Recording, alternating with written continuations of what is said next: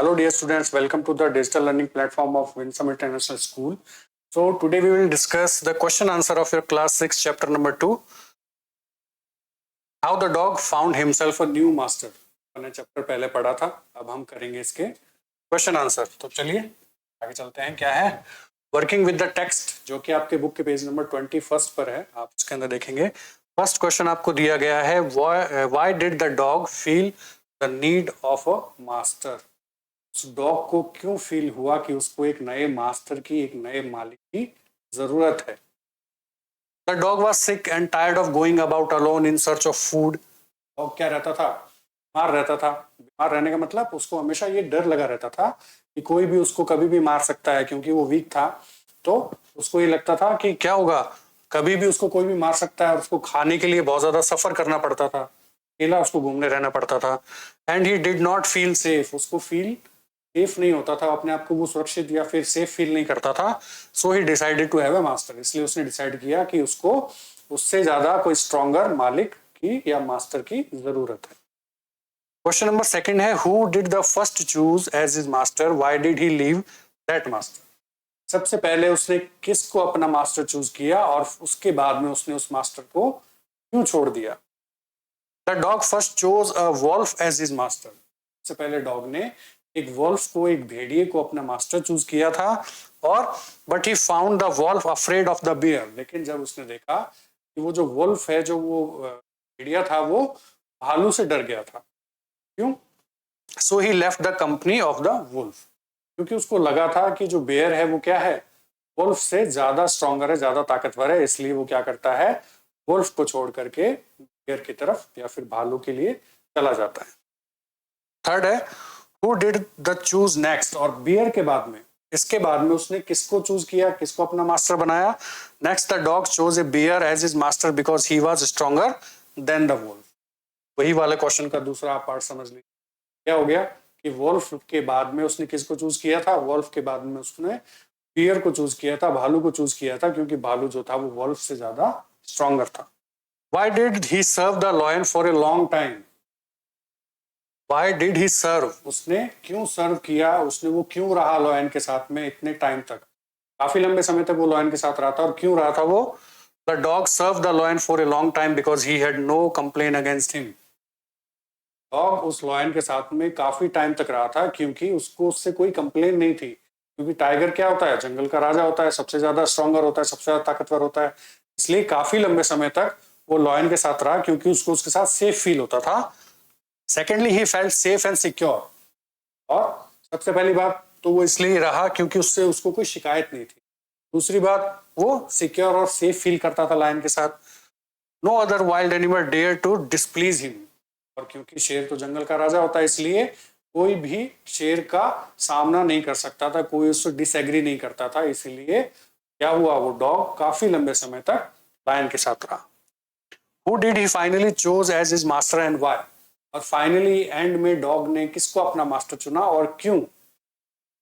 The dog finally chose a man as his master. Last में, end में dog ने एक इंसान को अपना मास्टर चुना. क्यों चुना. Even the lion was afraid of the man. क्योंकि वो भी इंसानों से डरता था. So the dog was convinced that the man was the strongest creature on the earth. इसलिए उस डॉग को ये फील हुआ, उसको ये लगा इंसान है वो इस वर्ल्ड में, इस अर्थ पे सबसे ज्यादा स्ट्रॉन्गेस्ट पर्सन है, सबसे ज्यादा स्ट्रॉन्गेस्ट इंसान है. अब देखिए क्या दिया गया. आपका नेक्स्ट क्वेश्चन है, a summary of the story is given below. और उसके अंदर क्या है, fill in the blanks to complete the taking appropriate phrases from the box. आपको इसके अंदर थोड़ी थोड़ी जगह पे कुछ फिल इन द ब्लैंक्स दिए हुए हैं. आपको क्या करना है, ये सेंटेंस को आपको पूरा करना है और आपको कौन से वर्ड्स या कौन से सेंटेंस यूज करने हैं जो आपको ये ऊपर दिए गए हैं. ठीक है. तो सबसे पहले पहली लाइन में क्या है, this is the story of. ये जो स्टोरी हम पढ़ रहे हैं ये किसकी है, अ डॉग. पहले में क्या आ जाएगा, ये स्टोरी किसकी, एक डॉग की. हु यूज्ड टू बी, जो कि कौन था, जो कि क्या करता था, हिज ओन मास्टर. तो सबसे पहले हम यहाँ पहले फिल इन द ब्लैंक्स के अंदर ये मार्क कर देते हैं और सेकंड के अंदर हम ये कर देते हैं जो कि कौन था, हिज ओन मास्टर, जो कि सबसे पहले पहले तो क्या था, वो खुद का ही मालिक था, उसने किसी को चूज ही नहीं किया था अपना मास्टर।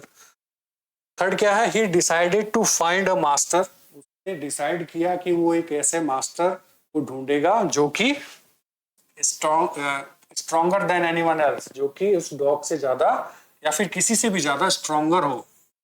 तो he decided to find a master stronger than anyone else, वो एक ऐसे मालिक की ऐसे मास्टर को चुनेगा जो कि सभी लोगों से ज्यादा ताकतवर हो।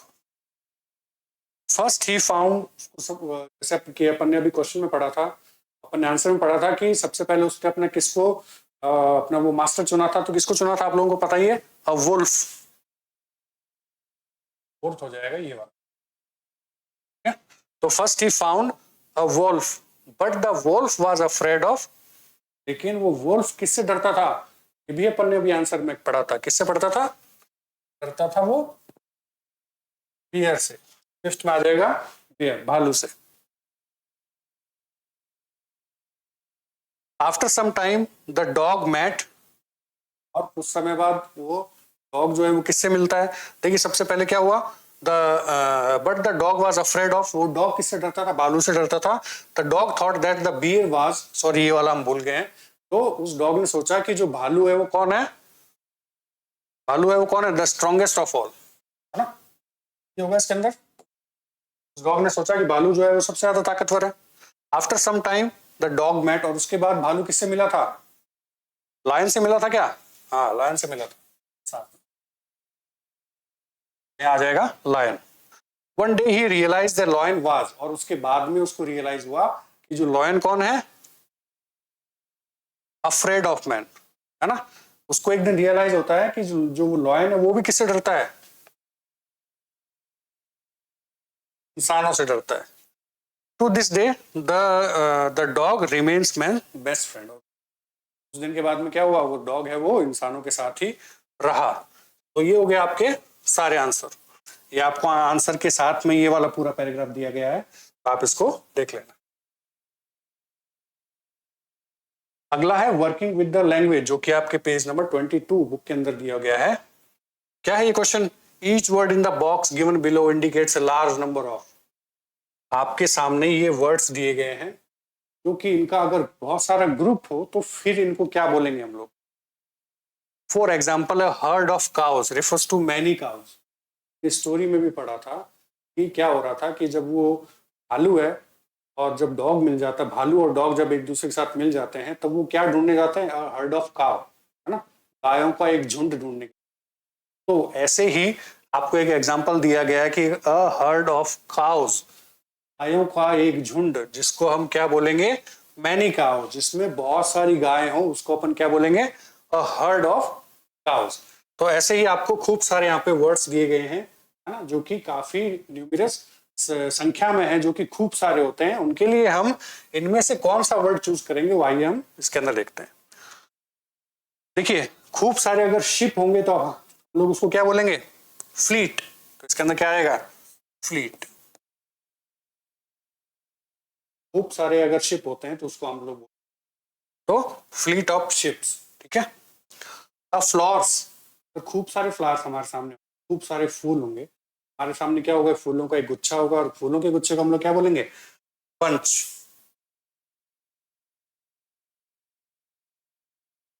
पंच ऑफ फ्लावर्स, ठीक है।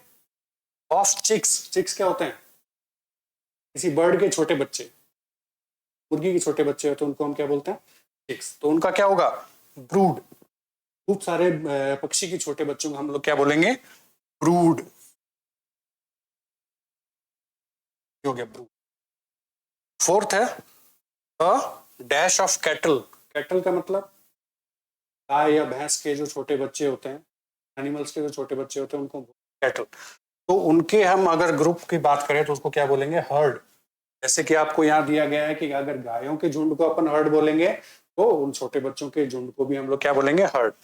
और क्या आ जाएगा आपका, हर्ड, ठीक है। अगला क्या है, और डैश ऑफ स्टिक्स, खूब सारी स्टिक्स हैं, खूब सारी पतली पतली अगर वो लकड़ियां हैं, उसको अपन खूब सारे को एक साथ ले लें तो क्या बन जाएगा, बंडल, तो क्या हो जाएगा, बंडल ऑफ स्टिक्स।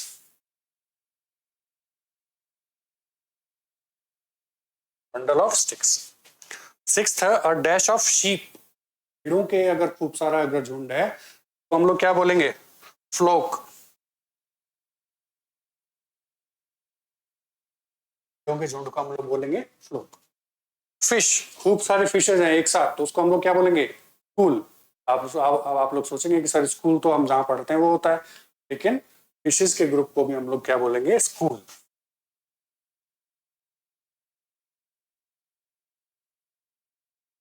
एट्थ है अ डैश ऑफ वोल्व्स, भेड़ियों के झुंड को, भेड़ियों के समूह को हम लोग क्या बोलेंगे, पैक।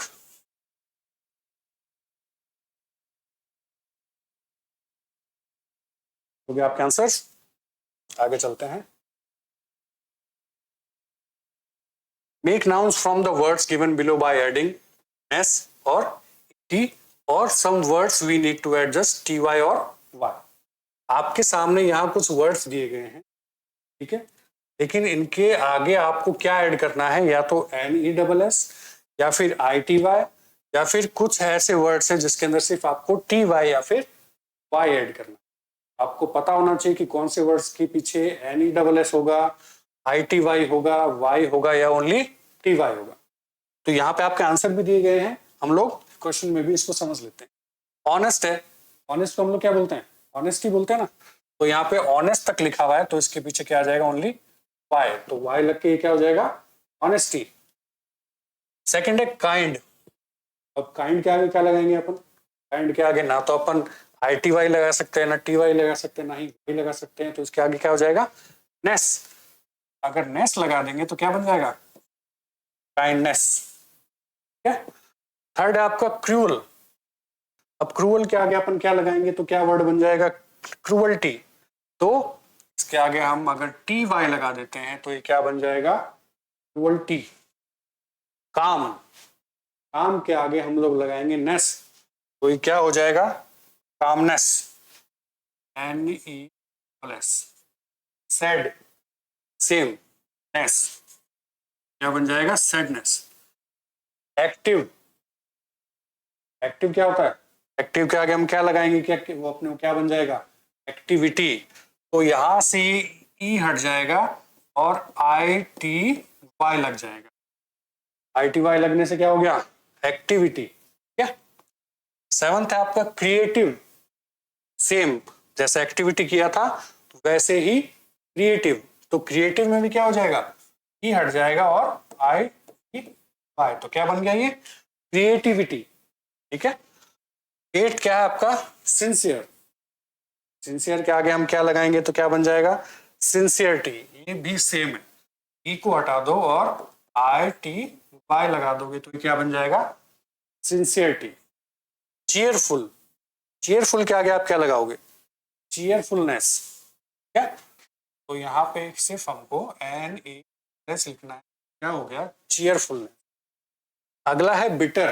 बिटर के देखो क्या दिया गया है, बिटरनेस, तो यहाँ पर भी सेम ही है, एन ई डबल एस लगा देंगे तो ये बिटरनेस बन जाएगा।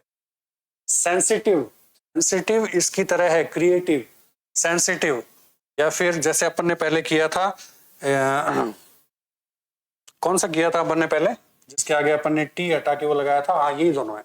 सिंसियर और क्रिएटिव में जैसे हमने ई हटा करके क्या लगा दिया था, आई टी वाई, वैसे ही इसके अंदर हम लोग क्या करेंगे, ई हटा करके आई टी वाई, तो क्या बन जाएगा, सेंसिटिविटी। ठीक है। आगे क्या है, ट्वेल्थ ग्रेट। ग्रेट का क्या हो जाएगा, ग्रेट को हम कर देंगे एन ई डबल एस, तो क्या बन जाएगा, ग्रेटनेस। ठीक है। ये होती है आपकी एक्सरसाइज खत्म, मिलते हैं किसी नेक्स्ट वीडियो के अंदर। Thank you.